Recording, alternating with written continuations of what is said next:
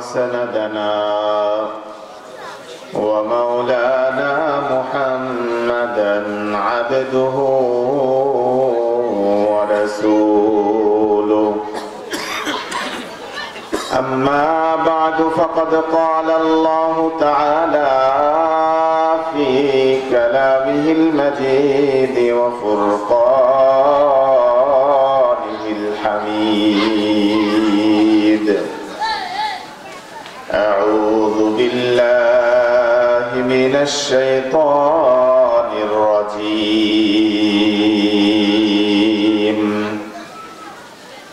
بسم الله الرحمن الرحيم.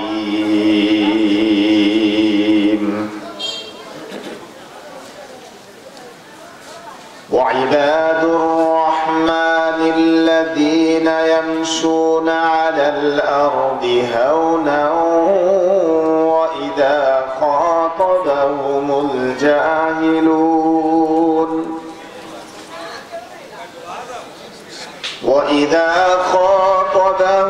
الجاهلون قالوا سلاما.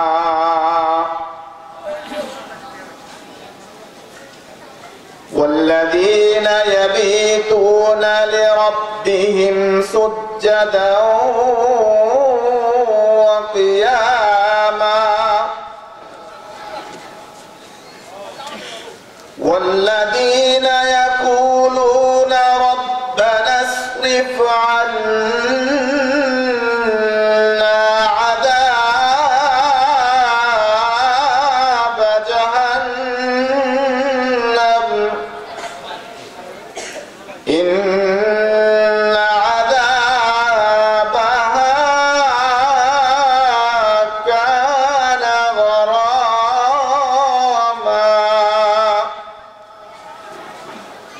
إن عذابها كان غراما إن عذابها كان غراما. صدق الله مولانا العظيم وصدق رسوله النبي الأمي الكريم. ونحن على ذلك لمن الشاهدين والشاكرين والذاكرين والحمد لله رب العالمين. وقال تعالى في آية أخرى: إن الله وملائكته يصلون على النبي يا أيها الذين آمنوا صلوا عليه وسلموا تسليما. اللهم صل على سيدنا ونبينا وشفيعنا وحبيبنا ومولانا محمد صلى الله عليه وعلى آله وأصحابه وبارك وسلم. اللهم صل على سيدنا ونبينا وشفيعنا وحبيبنا ومولانا محمد صلى الله عليه وعلى آله وأصحابه وبارك وسلم. بلغ العلا بكماله كشف الدجى بجماله حسنت جميع خصاله صلوا عليه وآله. यहाँ हम सब मुसाफिर हैं, यहाँ हम सब मुसाफिर हैं, কবর আখির ঠিকানা, कोई आगे रवाना है कोई पीछे रवाना, बलगल उला बिकमालिह कशफत दुजा बिजमालिह, हसनत जमीअ खिसालिह, सल्लु अलैहि व आलिहि। रहे मेरे मस्कन, रहे मेरे मस्कन, हवाली काबा, बने मेरे मदफन दियारे मदीना, बलगल उला बिकमालिह कशफत दुजा बिजमालिह, हसनत जमीअ खिसालिह, सल्लु अलैहि व आलिहि। रब्बुल आलमीনের দরবারে অসংখ্য অগণিত শুকর আদায় করি যে মহান রব্বুল আলামিন আপনাকে আমাকে অসংখ্য মানুষের মধ্য থেকে যাচাই বাছাই করে মহব্বত করে ভালোবেসে এই মহতি জলসা কোরআন ও হাদিসের মজলিসে আসার এবং বসার তৌফিক দান করলেন। সে রব্বে করিমের দরবারে অন্তরের অন্তরস্থল থেকে হৃদয়ের সমস্ত আবেগ উজাড় করে শুকরিয়া তান জোরে সুরে বলি আলহামদুলিল্লাহ। আর একটু জোরে বলি আলহামদুলিল্লাহ। যে পরিমাণ মানুষ সেই তুলনায় আওয়াজ কিন্তু এখনো হইল না। আপনারা কি বেজার হয়েছেন? এখানে আসতে পেরে লাভ হয়েছে না ক্ষতি হয়েছে? লাভ হইলে তো খুশির চোটে ফালানো দরকার, একটা আওয়াজই যে করেন না আপনারা, ব্যাপার কি? একটু সমস্যা হবে, আল্লাহ পাকের শুকর আদায় করব। সকলে বলি আলহামদুলিল্লাহ। পবিত্র কালামুল্লাহ শরীফের কয়েকখানা আয়াতে কারিমা তেলাওয়াত করেছি। রাসূলুল্লাহ সাল্লাল্লাহু আলাইহি ওয়াসাল্লামের অসংখ্য বাণী থেকে একখানা বাণী তেলাওয়াত করেছি। আল্লাহ রাব্বুল আলামিন আয়াতে কারিমার মধ্যে আল্লাহ পাকের প্রিয় বান্দা হওয়ার কিছু আলামত এবং নিদর্শনের কথা আলোচনা করেছেন। আমরা রব্বুল আলামিনের প্রিয় বান্দা হতে চাই কি চাই না? কারা কারা হতে চাই দেখি আল্লাহু আকবার। নারে তাকবীর। আল কোরআনের আলো। মাশাআল্লাহ। সবাই আল্লাহর প্রিয় বান্দা হতে চাই। কাজ করে না এমনি এমনি? কাজ করে। জমিনে কাজ করলে ফসল পাওয়া যায় না এমনি ফসল আসে? হ্যাঁ? চাকরি করলে বেতন পাওয়া যায় না এমনি পাওয়া যায়? চাকরি করলে পাওয়া যায়। হ্যাঁ? কষ্ট করে সারা মাস দোকানদারি করলে মাস শেষে কিছু লাভ পাওয়া যায়, কথা বলেন ঠিক না? না এমনি পাওয়া যায়? এমনিতে কিছু পাওয়া যায় না। আল্লাহ যদি মেহেরবানি করে কাউকে কিছু দিয়ে দেন সেটা ভিন্ন কথা, কিন্তু প্রকৃত অর্থে শ্রম দিলে তার ফল পাওয়া যাবে, কথা বলেন ঠিক না? দুনিয়ার ক্ষেত্রেও যেমন আখিরাতের ক্ষেত্রেও তেমন। আল্লাহ কাউকে ভালোবেসে মহব্বত করে দিয়ে দিলেন সেটা ভিন্ন কথা, কিন্তু কিছু পাইতে হলে শ্রম দিয়ে পরিশ্রম করেই পাইতে হবে, কথা বলেন ঠিক কিনা? রব্বুল আলামিনের প্রিয় বান্দা কিভাবে হওয়া যায়? আল্লাহ তাআলা কিছু আলামত বলে দিয়েছেন, কিছু কাজের কথা বলেছেন যে এই কাজগুলো বা এই আলামতগুলো যার মধ্যে পাওয়া যাবে, এই কাজগুলো যার মধ্যে পাওয়া যাবে, সে আমার প্রিয় বান্দা হিসেবে পরিগণিত হবে। বলেন সুবহানাল্লাহ। যে কথা বলেছি আল্লাহ রাব্বুল আলামিন যে কথা বলেছেন, ওয়াইবাদুর রহমান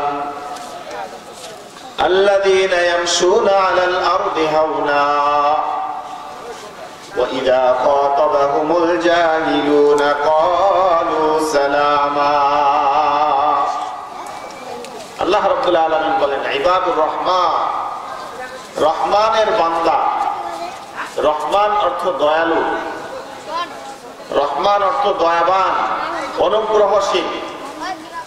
তো আল্লাহ রাব্বুল আলামিন বলতেছেন এই দয়াবানের অনুগ্রহশীলের প্রিয় বান্দা কারা হবে?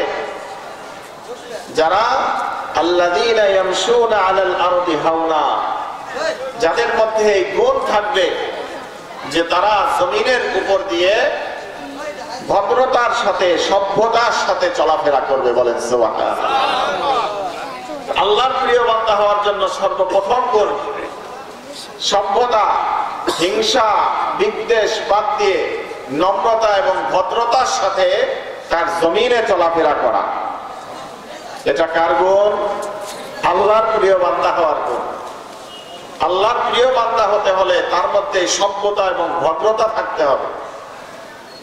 উদ্ধত্তপূর্ণ আচরণ, ঝগড়া ফাসাদ, মারামারি কাটাকাটি, হানাহানি খুনাখুনি, এই সমস্ত কাজের অভ্যাস বা এই ধরনের খারাপ আচরণ কোন আল্লাহর প্রিয় বান্দার মধ্যে থাকতে পারে না।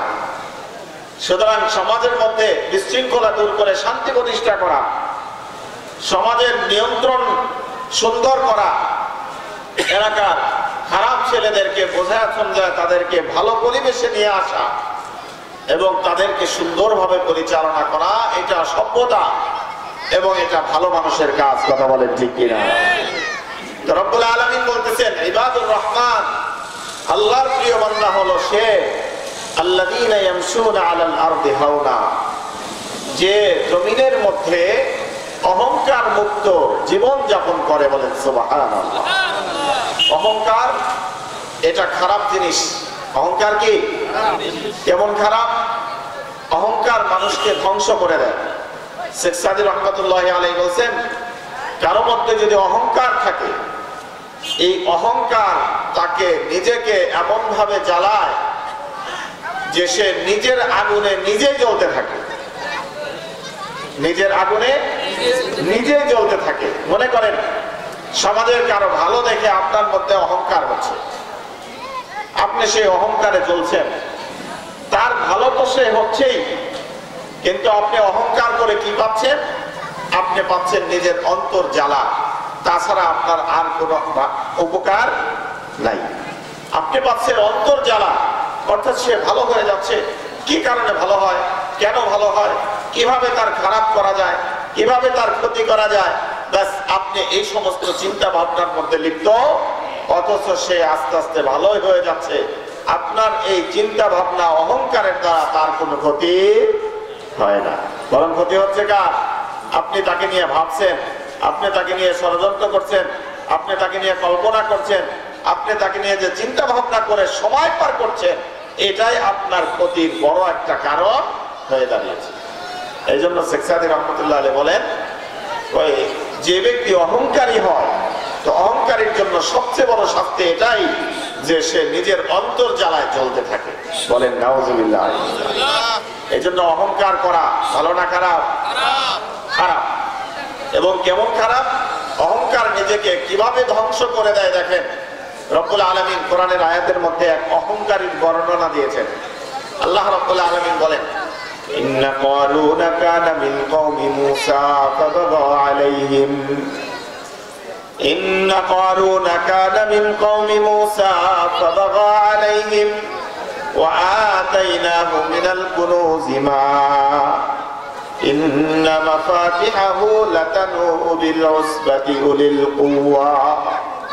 আল্লাহ রাব্বুল আলামিন বলেন, একজন বিশিষ্ট অহংকারী ছিল কারুন। কে? কারুন, যে হযরত মূসা আলাইহিস সালাতু ওয়াস সালামের চাচাতো ভাই ছিল। রব্বুল আলামিন তাকে এত ধন সম্পদ দান করেছিলেন যে ধন সম্পদের গোডাউনগুলোর চাবি বহন করার জন্য লাতানু বিল উসবাতি উলিল কুওয়া, আল্লাহ তাআলা বলেন যে শক্তিশালী এক বহর উটের প্রয়োজন হতো। শুধু কি বহন করার জন্য? চাবি বহন করার জন্য তার গোডাউনে। এক এক গোডাউনের কয়টা চাবি থাকে? 2-4-5টা। তাহলে কি পরিমাণ গোডাউন ছিল যে তার চাবি বহন করার জন্য শক্তিশালী কয়েক বহর উটের প্রয়োজন হতো। এত ধন সম্পদ আল্লাহ রাব্বুল আলামিন কারুনকে দান করেছিলেন। দান করেছিলেন কে? আল্লাহ। আমাদের সম্পদ দান করেন কে? আল্লাহ। হ্যাঁ, কেন? আমরা তো চাষাবাদ করে কষ্ট পরিশ্রম করে তারপরে আমরা ধন সম্পদ অর্জন করি। হ্যাঁ, ফসল কি এমনি এমনি আসে না আমাদের পরিশ্রমের ফলে আসে? করি, কিন্তু প্রকৃত অর্থে দেন কে? আচ্ছা আপনি বলেন, এই এলাকায় তো বেশিরভাগ আমরা চাষাবাদী মানুষ, কি বলেন ঠিক কিনা? আমরা যখন জমিনটা চাষাবাদ করি, চাষাবাদ করার পরে ওই জমিনে বীজ ছিটাই। এই বীজ বপন করার পরে আমরা কি করি? আমরা বসে থাকি যে কখন এই বীজ থেকে অঙ্কুর গজাবে, গাছ তৈরি হবে, তাই না? তো এই বীজ বপন করার পরে গাছ তৈরি হওয়ার মধ্যে আমাদের কারো কোনো ক্ষমতা আছে? সত্যি করে বলেন, আছে? বরং আমরা কি করি, কৃষক কি করে, তখন আল্লাহ রাব্বুল আলামিনের রহমতের দিকে তাকায় থাকে যে আল্লাহ এই বীজ থেকে যেন সুন্দর অঙ্কুর দান করেন, তাহলে আমার ফসলের গাছগুলো সুন্দর হবে। অনেক সময় এমন হয় না যে বীজ বুনছেন ঠিক, কিন্তু বীজে অঙ্কুর হয় নাই? হয় কি হয় না? আমরা কি বলি সেটাকে? বীজ মার গেছে। হ্যাঁ, টাকার বীজ মার গেছে, বীজ থেকে গাছ হয় নাই। অনেক সময় এটাও হয়। তো সেটা করেন কে? আল্লাহ করেন। আর যার বীজ থেকে অঙ্কুর আল্লাহ দিতে চান, তার বীজেই অঙ্কুর হয়। আল্লাহ যার বীজে দিতে চান না, তার বীজে অঙ্কুর হয় না। সুতরাং আবার আল্লাহ রাব্বুল আলামিন যখন এই গাছগুলোকে বড় করলেন, ওই গাছের মধ্যে ফল দেন কে? কোন মানুষের ক্ষমতা আছে? অনেক সময় তো দেখা যায় ধান গাছ হয়েছে খুব সুন্দর, তরুতাজা, লম্বা, সব ঠিক আছে, কিন্তু গাছ ধানের মধ্যে কোনো ই নাই, মানে চিটা হয়ে গেছে সব, তার মধ্যে কোনো কি বলে এটাকে, চাউল হয় নাই, শুধু চিটা হয়ে গেছে। হয় কি হয় না? অনেক সময় দেখবেন অনেক তরুতাজা গাছ, কিন্তু সেই গাছে ফল দিচ্ছে না। ফল দেয় কে? আল্লাহ ফল দেওয়ার। আল্লাহ না দিলে কিছুই হয় না। আমরা চেষ্টা করতে পারি, কিন্তু আল্লাহ যদি চান তাতে ফসল হয়, আল্লাহ না চাইলে হয় না। আমরা চেষ্টা করে বিদেশে যেতে পারি, বিভিন্ন দেশে কামাই রোজগারের জন্য আমরা যাই, কিন্তু সবাই কি কামাই রোজগার করে বড়লোক হইতে পারে? অনেকে দেখবেন যাওয়ার পরে টাকা মার খায়া যাইতেই পারে নাই, অনেকে যাওয়ার পরে ইনকাম করতে পারে নাই, ফিরে আসছে। অনেকের বিভিন্ন রকম সমস্যায় সে ইনকাম করতে পারে না। বোঝা গেল বিদেশে গেলেই সে টাকা ইনকাম করতে পারে না, বরং আল্লাহ যার জন্য মঞ্জুর করেন সেই টাকা পয়সা অর্জন করতে পারে। যার জন্য আল্লাহ পছন্দ করেন না বা মঞ্জুর করেন না, সে খালি হাতেই ফিরে আসে। সুতরাং ধন সম্পদ দেওয়ার মালিক কে? আরো জোরে বলেন কে? আল্লাহ। সুতরাং আমরা যদি এই কথা বলি, যে কথা কারুন বলেছে, কি বলেছে? হযরত মূসা আলাইহিস সালাতু ওয়াস সালাম কারুনকে বললেন, কারুন, তোমার এই সব ধন সম্পদ আমার আল্লাহ তোমাকে দয়া করে দান করেছেন, সুতরাং তোমার এই সম্পদের মধ্যে গরিব দুঃখীর হক আছে, তুমি এর থেকে যাকাত আদায় করো, গরিব দুঃখীর হক দিয়ে দাও, তাহলে তোমার এই সম্পদের হেফাজতের দায়িত্ব আমার আল্লাহর কুদরতি হাতে চলে যাবে। আল্লাহ তাআলা তোমার এই ধন সম্পদকে হেফাজত করবেন, সংরক্ষণ করবেন, এবং হেফাজতের দায়িত্ব আল্লাহ নিয়ে নেবেন। কিন্তু কারণ কি বলল? কারণ বলে দেব, কি বলো তুমি? কারণ বলে দিল, কি বলো তুমি? আমি এই সমস্ত সম্পদ আমি অনেক কষ্ট পরিশ্রম করে আমি নিজে উপার্জন করেছি, এটা আমার আল্লাহ দিয়েছে, কথা তোমাকে কে বলেছে? সে অস্বীকার করে বসলো। নাউযুবিল্লাহি মিন যালিক। সে আল্লাহর দেওয়াকে অস্বীকার করলো। আল্লাহর দেওয়াকে সে যখন অস্বীকার করলো এবং গরিব দুঃখীর হক দেওয়াকে অস্বীকার করলো, দিতে নারাজ হয়ে গেল, আল্লাহ রাব্বুল আলামিনও তার উপরে নারাজ হয়ে গেলেন। আল্লাহ নারাজ হয়ে কি করলেন? আল্লাহ তাআলা জমিনকে হুকুম দিলেন। এই জমিন কার? জমিন কার? জমিন কে সৃষ্টি করেছেন? জমিন হুকুম কথা শুনে কার? জমিন কথা শুনে আল্লাহ। জমিনকে যখন আল্লাহ বলে, এই জমিন তুমি এই বীজ থেকে গাছ দিয়ে দাও, তো জমিনের মধ্য থেকে গাছ তৈরি হয়ে যায়। জমিনকে আল্লাহ যা বলেন, আল্লাহ জমিন আল্লাহর সেই কথাই শোনেন। তো জমিনকে আল্লাহ তাআলা আদেশ দিলেন, জমিন, কারুনের এই অহংকারী ভাব আমার পছন্দ হয় নাই, তুমি তাকে সমুদয় মাল ধন সম্পদ গোডাউন সহ গ্রাস করে দাও। এই আদেশ পাওয়ার সাথে সাথে জমিন কারুনকে ওই সমুদয় ধন সম্পদের গোডাউন সহ জমিনের মধ্যে গ্রাস করে নিল। কারণ চিৎকার করতেছিল, মূসা আমাকে বাঁচাও, আমাকে একবার সুযোগ দাও, আমাকে একবার সুযোগ দিলে আমি তোমার সব কথাকে মেনে নেব। কিন্তু আল্লাহর ফয়সালা যখন হয়ে গেছে আর তাকে সুযোগ দেওয়া হয় নাই। আল্লাহ এভাবেই যখন কখনো কাউকে ধরলে আল্লাহ এভাবেই তাকে ধরেন। আল্লাহর কাছে কোনো ক্ষমতা, আল্লাহর কাছে কোনো টাকা পয়সা, আল্লাহর কাছে কোনো ধন দৌলত, আল্লাহর কাছে কোনো রিকোয়েস্ট আর চলে। আল্লাহ ধরে ফেলছেন, ব্যাস জমিন পুরা তার ওই এলাকা সহ, পুরা ধন দৌলত সহ, তাকে সহ নিচে ধসাই দিচ্ছে। কিয়ামত পর্যন্ত এইভাবেই ধসতে থাকবে। তাফসীরের মধ্যে মহাদ্দিস এইভাবে সে নিচের দিকে যাইতেই থাকবে। এই জন্য আল্লাহ ধরা বড় কঠিন। আল্লাহ এভাবে বহু প্রভাবশালী প্রতাপশালীদেরকে ধরেছেন, তাদেরকে ধ্বংস করে দিয়েছেন মুহূর্তের মধ্যে। আর আল্লাহ ধরা এত কৌশলপূর্ণ ধরা, এটা সচক্ষে না দেখলে বোঝা যায় না। তবে আমরা অনেক দেখেছি। দেখেন যখন করোনা হলো, করোনা, এই করোনার সময় আল্লাহ রাব্বুল আলামিন মানুষকে এমন ভাবে দেখাইলেন করোনার এই প্রভাব, বিশ্বের সব থেকে পরাশক্তি আমেরিকা পর্যন্ত এর কাছে হার মানতে বাধ্য হইল। কথা বলেন ঠিক কিনা? তারাও বলতে শুরু করলো, সবাই সৃষ্টিকর্তার কাছে দোয়া করো, তাছাড়া এর থেকে বাঁচার কোনো উপায় নাই। প্রথম থেকে কিন্তু বলতেছিল এর মোকাবেলা করতে হবে, এই পরিস্থিতি এই করতে হবে, সেই করতে হবে, বহু রকম পদ্ধতি।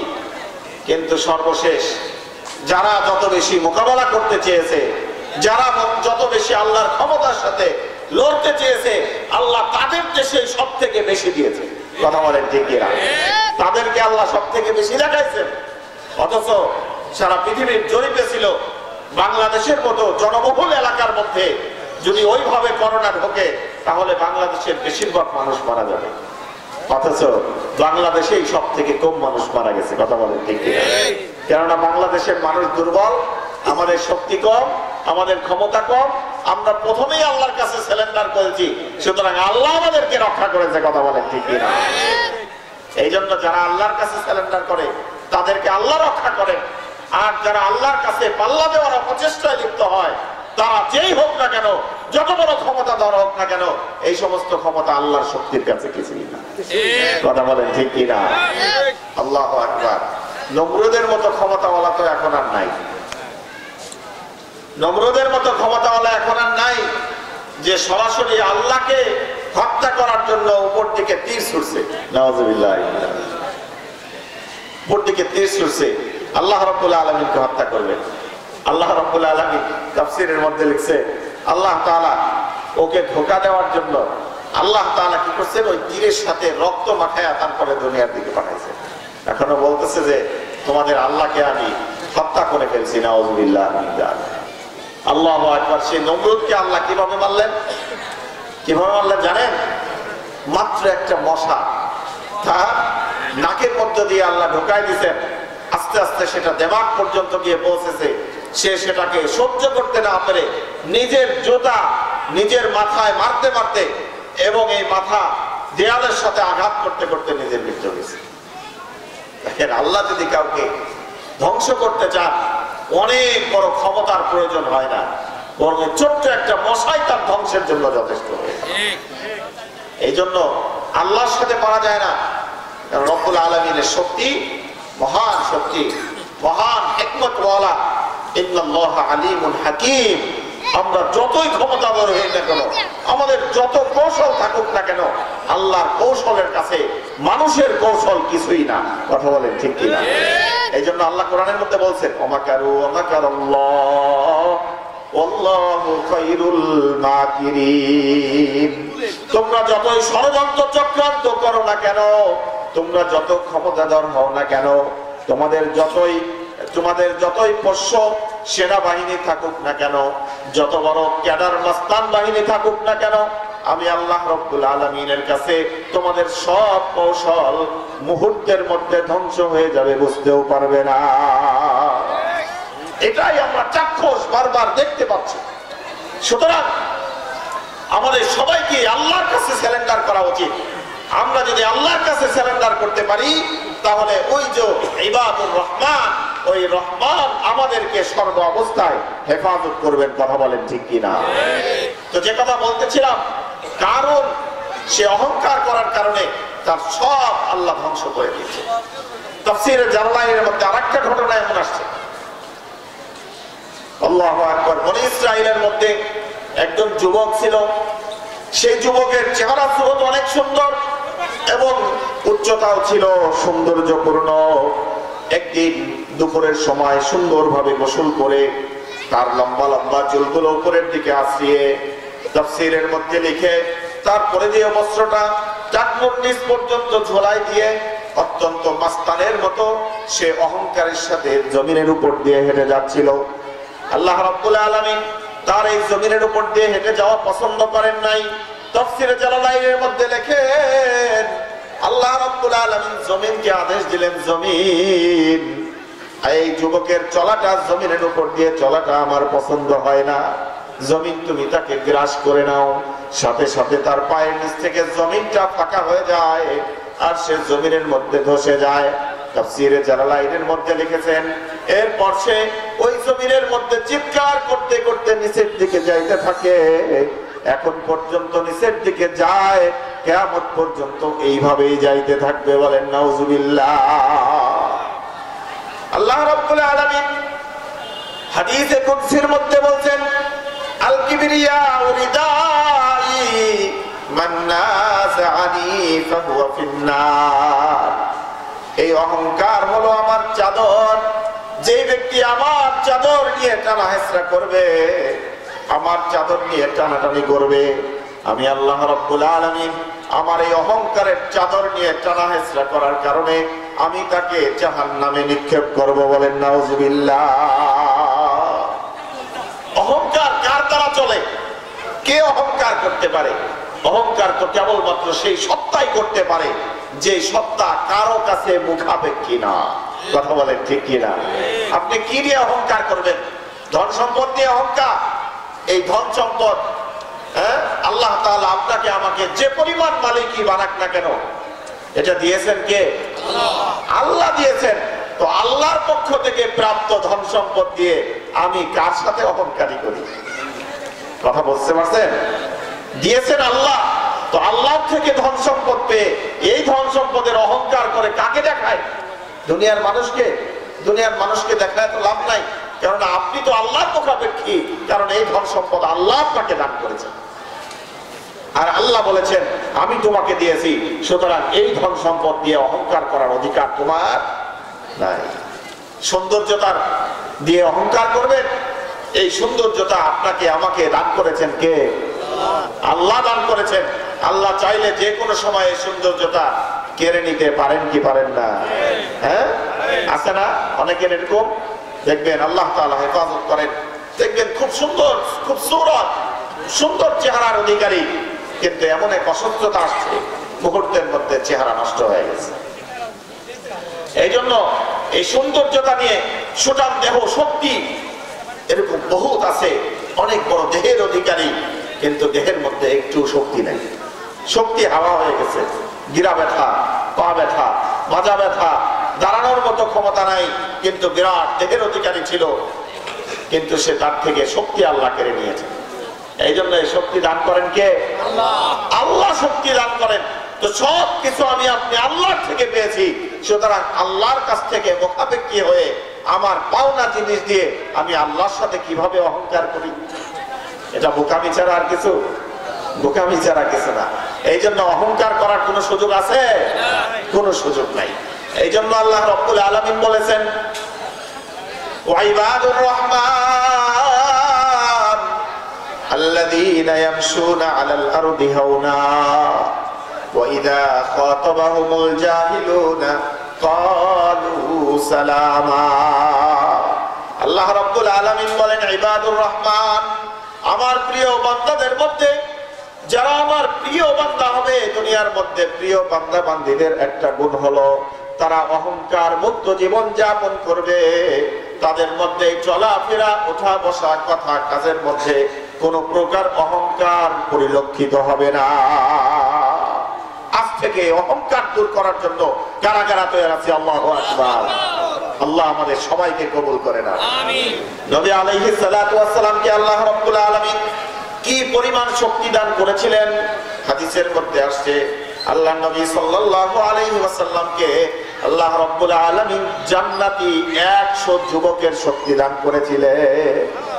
জান্নাতি 100 যুবক, তার মানে জান্নাতের এক একজন যুবকের শক্তি হবে দুনিয়ার 40 জনের সমান।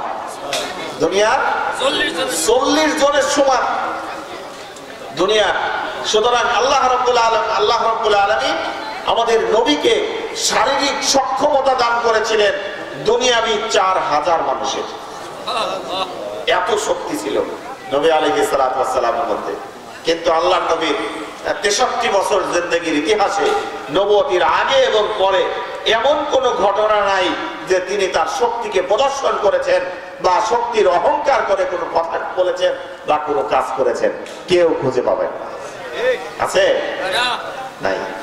সুতরাং নবী আলাইহিস সালাতু ওয়াস সালামের চেহারার সৌন্দর্যতাও ছিল পৃথিবীর মধ্যে যত মানুষ এ পর্যন্ত আসছে এবং কিয়ামত পর্যন্ত আসবে সমস্ত মানুষের থেকেও সৌন্দর্যতা নবী আলাইহিস সালাতু ওয়াস সালামকে দান করেছিলেন কে? আল্লাহ। যদিও আমাদের সমাজে প্রচলিত আছে সবচেয়ে সৌন্দর্যতার বর্ণনা হযরতে ইউসুফ আলাইহিস সালাতু ওয়াস সালামের ব্যাপারে। কথা বলেন ঠিক কিনা? ইউসুফ আলাইহিস সালাতু ওয়াস সালামের ঘটনা প্রসিদ্ধ আছে না জুলাইখার সাথে। তো আমি একটা উদাহরণ আপনাদেরকে দেই। হযরতে আয়েশা সিদ্দিকা রাদিয়াল্লাহু তাআলা আনহা বলছেন যে নবী আলাইহিস সালাতু ওয়াস সালামের সৌন্দর্যতা কি পরিমাণ ছিল। লানা শামসুন ওয়ালিল আফাকি শামসুন ওয়া শামসি আফযালু শামসিস সামাই ফাইন্না আশ-শামসা তাতলু'ু বা'দাল ফাজরি ওয়া শামসি তাতলু'ু বা'দাল ইশাই। হযরতে আয়েশা সিদ্দিকা রাদিয়াল্লাহু তাআলা আনহা বলেন আল্লাহ নবী সাল্লাল্লাহু আলাইহি ওয়াসাল্লামকে এত পরিমাণ সৌন্দর্যতা এবং উজ্জ্বলতা দান করা হয়েছিল যে সূর্যের যে আলো আল্লাহ রাব্বুল আলামিন সূর্যকে দান করেছেন, এই সূর্য সকালে উদিত হয় আর সন্ধ্যায় অস্ত যায়। আর আমাকেও আল্লাহ রাব্বুল আলামিন একটা সূর্য দান করেছেন যে সূর্য এশারের নামাজের পর উদিত হয় আর ফজরের সময় অস্ত যায়। হযরত আয়েশা সিদ্দিকা রাদিয়াল্লাহু তাআলা আনহা বলেন আল্লাহ রাব্বুল আলামিন নবী আলাইহিস সালাতু ওয়াস সালামের শরীরের মধ্যে এত উজ্জ্বলতা দান করেছিলেন যে তার হস্ত মোবারক বিছানার মধ্যে উন্মুক্ত করলে শরীর থেকে এমন আলো বিচ্ছুরিত হতো যে বিছানার উপর কোনো কিছু সুই বা এই ধরনের ছোট্ট কোনো জিনিস পড়ে থাকলে সেটা আমরা কোনো আলো ছাড়াই তার শরীরের আলো থেকে আমরা খুঁজে পেতাম।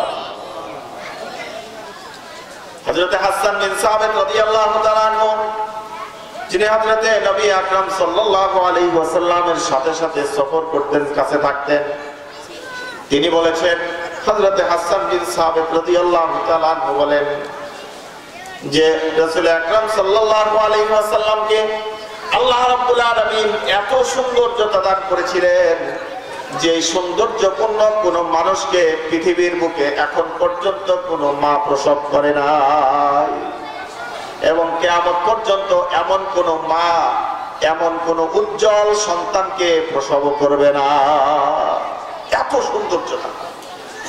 হযরত আয়েশা সিদ্দিকা রাদিয়াল্লাহু তাআলা আনহা বলেন ইউসুফ আলাইহিস সালাতু ওয়াস সালামের সৌন্দর্যতা প্রদর্শন করার জন্য একবার ওই তৎকালীন সময়ের নারীদেরকে সিরিয়াল ধরে বসায়া তাদের হাতে এক একটা করে ছুরি আর এক একটা করে ফল দিয়ে দিছে।